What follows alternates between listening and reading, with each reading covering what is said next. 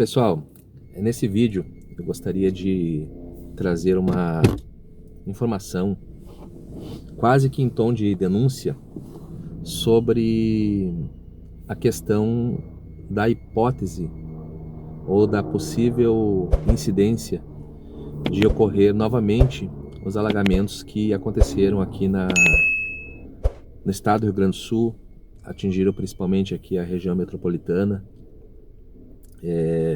a cidade de Canoas, que é onde eu estou aqui no momento. E o que mudou de 2024 para cá? O que efetivamente o governo fez para que novos alagamentos iguais ou maiores possam acontecer? E trazendo também dados de uma pesquisa que o IBGE fez, que foi noticiada na mídia há 2 dias atrás, onde eles alegam aproximadamente 7 milhões de pessoas foram atingidas, 6 milhões e alguma coisa, próximo a 7 milhões.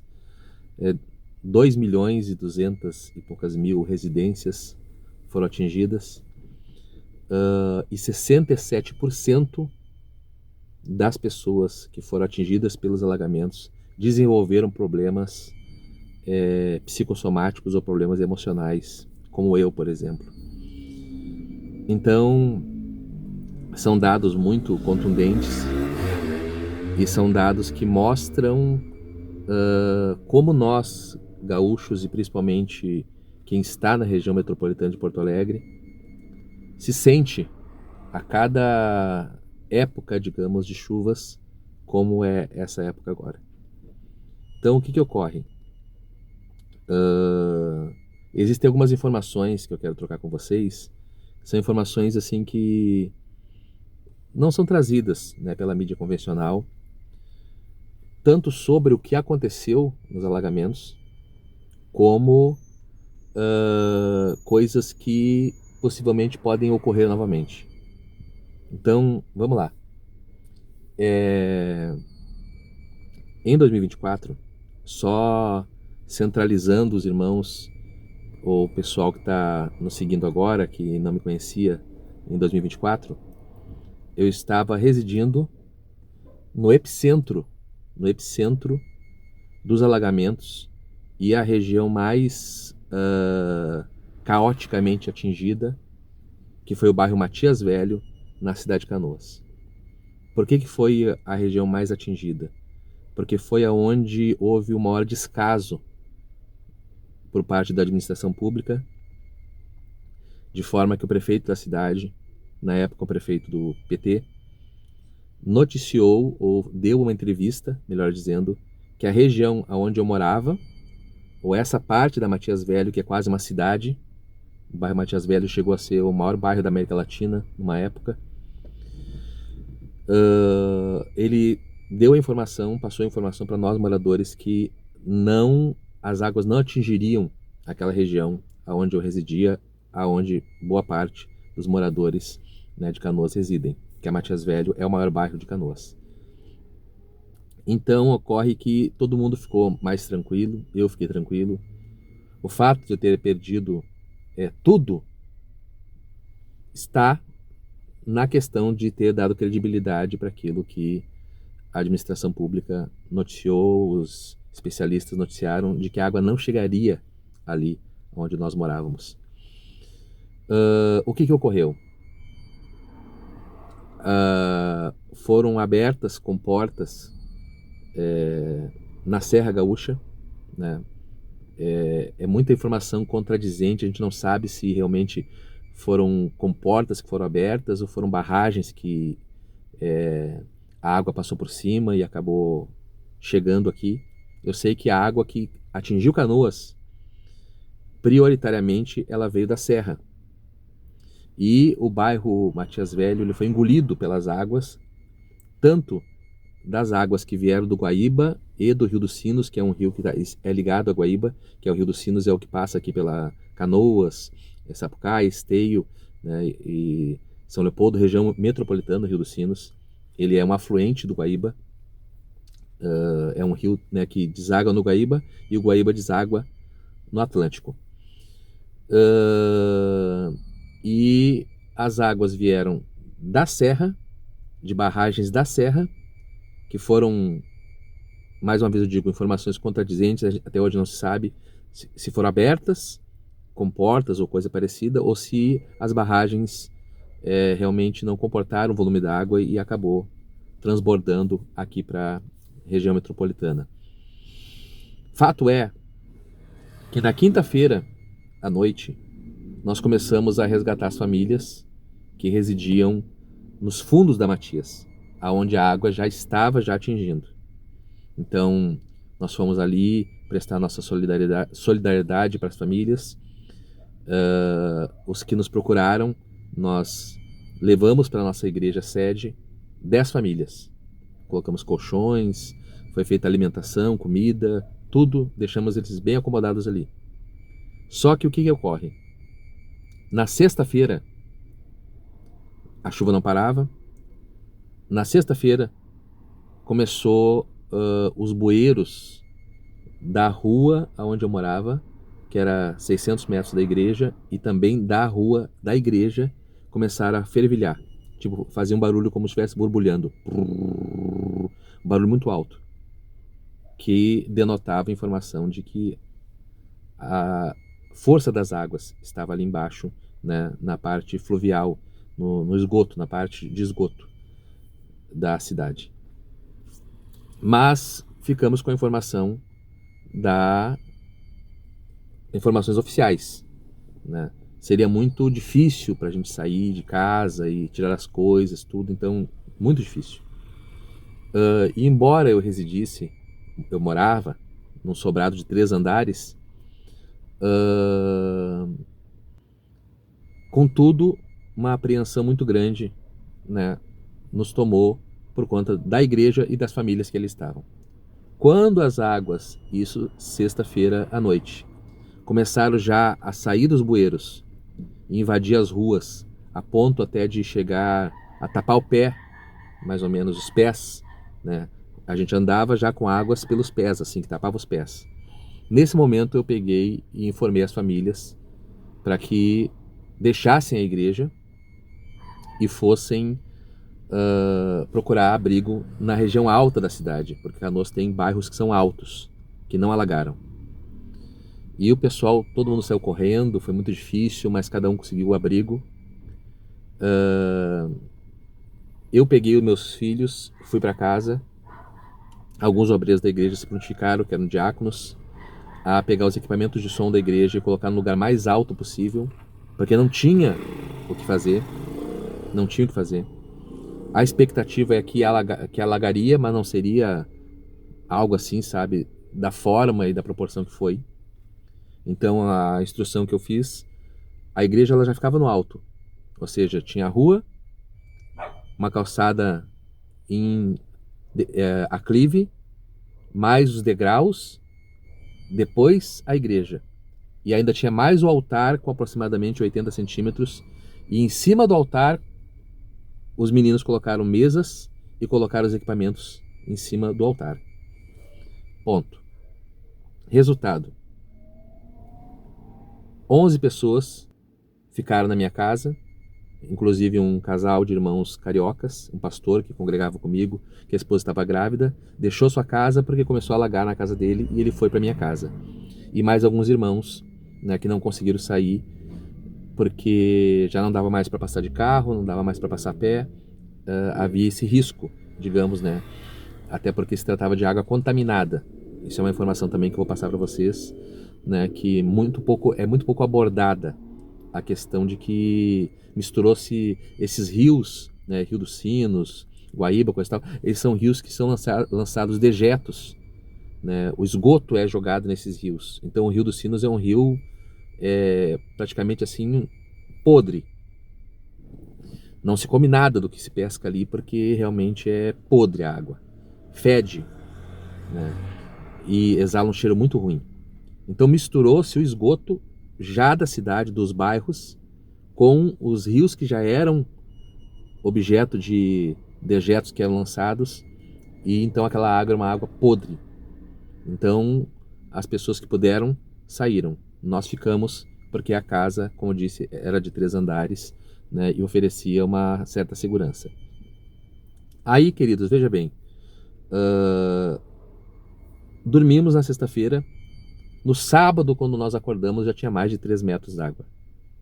Por que eu sei que tinha 3 metros d'água? Porque nós tínhamos o portão da casa, que ele tinha 2,75 m.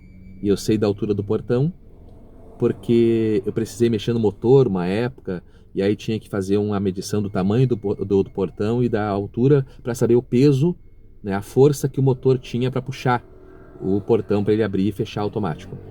Então eu sabia a altura do portão. Tá? A água já tinha tapado o portão. Ela já estava encostando no telhado do quiosque, aonde a minha casa tinha uma piscina, tinha um quiosque, e esse quiosque, então, né, normalmente as casas têm aí 2,80 m a 3 metros, então já estava quase tapando o quiosque. Isso no sábado de manhã. Quando nós fomos resgatados, aí, claro, nós vimos todo aquele movimento, né, dos barcos passando, as equipes, né, de busca. Na verdade, quem resgatou a maioria das pessoas foram barqueiros e foram moradores e pessoas voluntárias. Eu quase não vi resgate feito por bombeiro, por, né, guarda civil, enfim, forças armadas, não se viu isso aí. Ou seja, quem se salvou porque a população se mobilizou e pessoas vieram ajudar. Então, isso é um ponto facultativo de quem estava lá. Eu estava lá, tá? Já no começo, surgiram já os relatos das primeiras pessoas que perderam sua vida, vamos dizer assim, vamos usar essa expressão, né, para não diminuir o alcance do vídeo. Relatos de grupos de WhatsApp, de barqueiros, relatavam um número muito grande de pessoas que perderam suas vidas. Inclusive, me lembra muito o relato que uns barqueiros lançaram, que no final da Matias, no fundo da Matias, onde começou o alagamento, tinha uma árvore ali, aonde os barqueiros iam pegando os corpos das pessoas, né, que perderam sua vida, e foram arrastando os corpos e amarrando com cordas, né, ou com roupa, tecido, nessa árvore, para que posteriori fossem então resgatadas. Relato dos barqueiros no grupo de WhatsApp, onde tinha mais de 600 barqueiros. Muita gente informou de muita gente que perdeu sua vida. Tá. Fatos estranhos. Quando chegou a Guarda Nacional e os bombeiros, isso já no sábado, eles fecharam o bairro Matias Velho e não deixaram ninguém mais entrar. Então quem entrava de forma clandestina, cruzando ruas aonde não havia monitoramento, porque a principal avenida, que é a Avenida Rio Grande do Sul, tanto no começo dela como no final, é uma avenida que corta todo o bairro Matias Velho, ela estava na frente dela, quem lembra das notícias lembra que tinha um viaduto onde as pessoas eram resgatadas. Aquele viaduto era na rua onde eu tinha a minha igreja sede e bem próximo da rua Viamão, onde eu morava. Então ali os bombeiros ficaram. Eu testemunhei, inclusive filmei, tenho essa filmagem, né, do Cabrini, quando o Cabrini quis entrar ali já no começo, logo que começou os alagamentos. Começou a esquentar um pouquinho, só um pouquinho, pessoal. Então assim, eu tenho a filmagem do Cabrini tentando entrar lá para poder fazer a reportagem, enfim, né? E não conseguiu, tá? Não foi autorizado a entrada do Cabrini para fazer a cobertura, né, ou filmagem, ela mostrar, porque segundo eles oferecia risco, periculosidade, enfim, aquela coisa toda. Nos fundos da Matias veio a Guarda Nacional, supostamente para impedir que o núcleo criminoso que existe até hoje na Matias Velho viesse ali furtar as residências, né, tendo em vista que o mesmo se concentrava nos fundos da Matias, mas na verdade, fato é que eles não deixavam ninguém entrar pelo fundo da Matias. Ou seja, eles bloquearam o bairro para que mídia, para que pessoas, para que moradores, para que todo mundo não tivesse acesso. Aí o que ocorre, queridos? Veja bem. De forma clandestina, eu consegui algumas vezes ir até a minha casa, porque tinha muitos relatos de casas de dois andares, 3 andares, coisa e tal, de serem assaltadas. Então, como eu tinha deixado tudo dentro de casa, não deu tempo de sair com nada, nem roupa. A gente saiu só com a roupa do corpo e uma coisinha ou outra, pegamos animais e saímos. Inclusive tem o vídeo, né? Tá postado aí o vídeo do nosso resgate, né? E curiosamente, no momento que nós estamos sendo resgatados, os bombeiros passam no vídeo com um helicóptero carregando um corpo. Então tá, assim, pendurado numa corda, um corpo.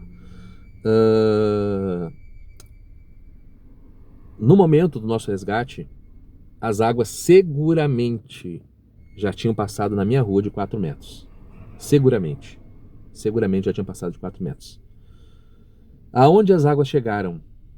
Na minha casa. Chegaram na metade do 2º andar. Então, quem entende um pouco de construção civil sabe que uma casa, um andar normalmente tem 2,80 m, mais ou menos a 3 metros, depende. Então, a metade do 2º andar seria, né, possivelmente aí perto de 4 metros. Então, é em torno disso. Quando nós passamos com as canoas, nós tínhamos que, o barqueiro que ia na frente, ele tinha que levantar os fios de eletricidade. Aí você olha para um poste e você vê a altura.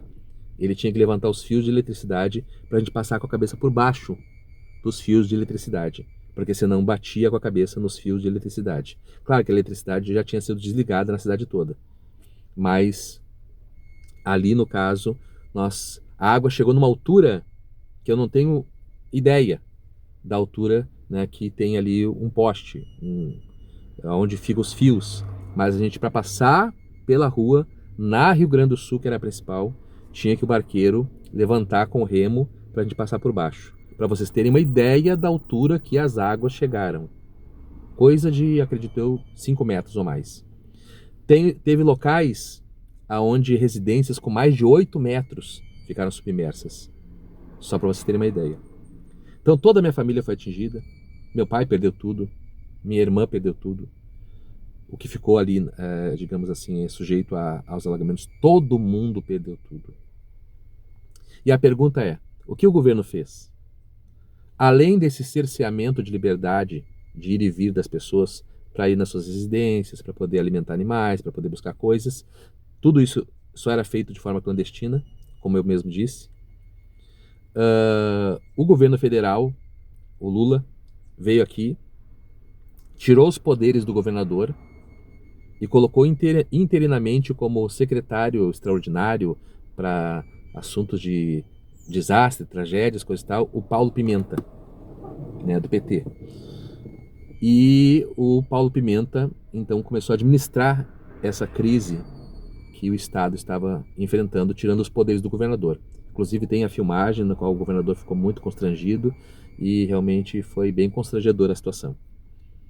E ali a gente viu nitidamente um plano, vamos dizer assim, um plano de abafamento do que de fato aconteceu e da forma que aquilo ali atingiu o Rio Grande do Sul. Então, como falei aqui, né, foi perto de 7 milhões de pessoas atingidas, 2 milhões e 200 e poucas mil residências atingidas. Então foi algo avassalador, algo assim incomensurável. O que nós vimos, o que eu vi, o que eu passei, o que nós passamos, foi traumático. Foi algo, sabe, sem explicação. Até hoje, quando chove, meus filhos ficam nervosos, principalmente o Samuel pequeno, fica com os lábios brancos, fica trêmulo, com medo, entendeu? Porque desenvolveu um certo tipo de fobia com a questão das chuvas. Sempre que chove forte, ele fica muito nervoso. Ele sempre procura, sabe, ficar com alguém porque ele fica abalado. Eu também desenvolvi alguns problemas, mesmo sendo pastor, mesmo sendo homem de oração. Sou ser humano. O que eu passei, o que eu perdi e o que eu vi, enfim, todo esse processo foi algo terrível. Foi me tirado tudo. Mas vamos lá, seguindo o vídeo.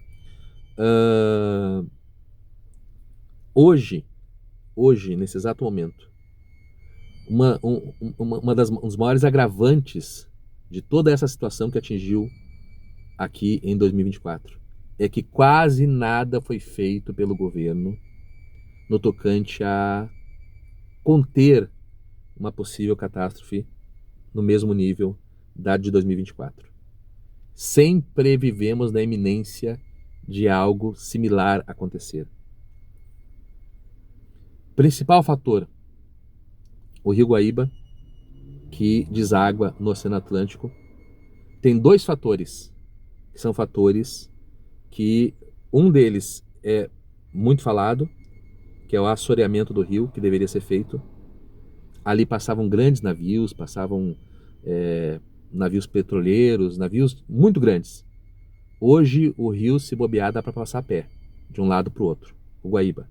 Tem alguns pontos mais fundos, mas, a bem da verdade, é tanta areia que tem ali, e isso não é tirado por causa de uma cláusula, uma documentação que foi assinada por um governo de esquerda também, o governador Olívio Dutra na época, que era PDT, se não me engano, esquerda, junto com os defensores da natureza, fizeram ali um documento, um tratado, não sei bem, sabe, foi um documento, uma lei, que proibia de ser feito o assoreamento do rio para proteger o rio como um patrimônio ali de Porto Alegre, do Rio Grande do Sul, enfim. Resultado, o rio, quando não é assoreado, ou seja, quando ele não é aprofundado, ele não contém muita água.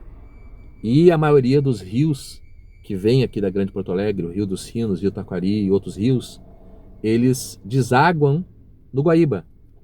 E o Guaíba deságua no Atlântico. Só que o Guaíba tem pouca capacidade de comportar volume d'água.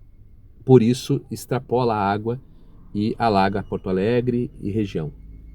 Foi o que aconteceu de fato aqui na Grande Porto Alegre. Para este efeito, nada foi feito. Outro sim,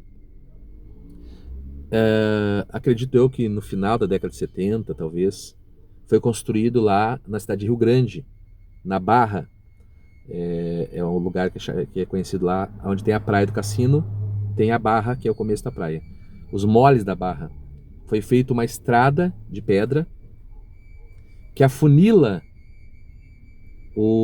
de um lado é Lagoa dos Patos, do outro lado, que é a Lagoa dos Patos, no caso, o Rio Guaíba deságua na Lagoa dos Patos. E a Lagoa dos Patos, melhor dizendo, deságua no Atlântico. Então foi afunilado ali a saída das águas através da construção dos moles da Barra. Então assim, ó, existe um funil para a água desaguar no Atlântico e existe pouca profundidade no Rio Guaíba, que é o principal aqui, aonde os outros demais rios afluem para ele e ele para a Lagoa dos Patos e a Lagoa dos Patos então para o Atlântico. Ou seja, foi afunilado aquilo ali e a falta de assoreamento tornou o Guaíba raso.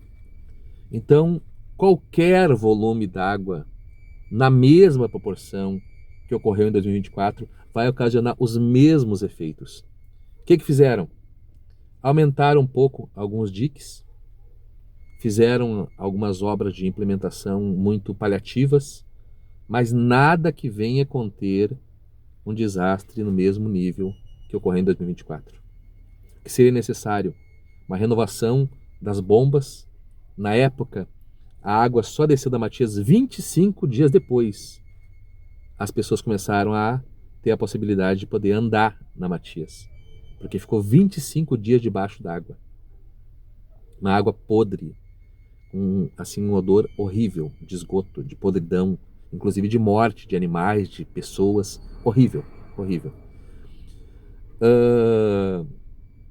Foi oficializado o número de 127 pessoas que perderam sua vida em todo o estado. Impossível. Impossível. Impossível. Então, assim, houve uma ocultação dos números oficiais. Não sei se de má fé ou por falta de comunicação com esse tal. Eu posso afirmar para vocês, com certeza, com base em ser uma testemunha ocular dos fatos que ocorreram, que só na Matias morreu mais gente do que isso. Por quê? Porque as águas invadiram com força durante a madrugada E muitas pessoas de idade, pessoas com comorbidades, pessoas que não podiam se mover, principalmente população idosa, não teve como se mover, não teve como sair. Então isso aí foi fato que aconteceu. Posterior a isso, muitas pessoas tiraram sua vida, muitas. Só na minha rua, não toda a rua, no meu quarteirão, tá? 2 pessoas tiraram sua vida devido às perdas que ocorreram. Então assim, foi muito caótico. Então é impossível esse número aí ser um número verídico. Impossível, impossível. Aí alguém pergunta, tá, mas como é que pode? Como é que eles vão abafar? Gente, olha Brumadinho, olha os interesses governamentais que envolveram a Odebrecht, que era a empresa que administrava lá as represas, né? Lá as barragens de Brumadinho. Aquilo ali já havia sido denunciado, já tinha sido falado sobre essa possibilidade de rompimento da barragem e posterior alagamento da cidade de Brumadinho. Ninguém fez nada, porque havia muito interesse econômico e muita proteção dos governos para com essas empreiteiras de renome, como a Odebrecht e outras. Então, o que ocorre? No Rio Grande do Sul, ainda predomina um certo tipo de ocultamento, digamos, da proporção que o desastre foi. E vivemos debaixo de um terror e de uma tensão eminente de que a qualquer momento possa acontecer algo similar ou até pior. Então o Estado não se recuperou.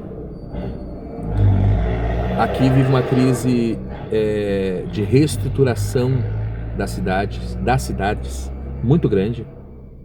Você anda por avenidas principais, centro, você não vê. Você entra nos bairros, você vê a destruição.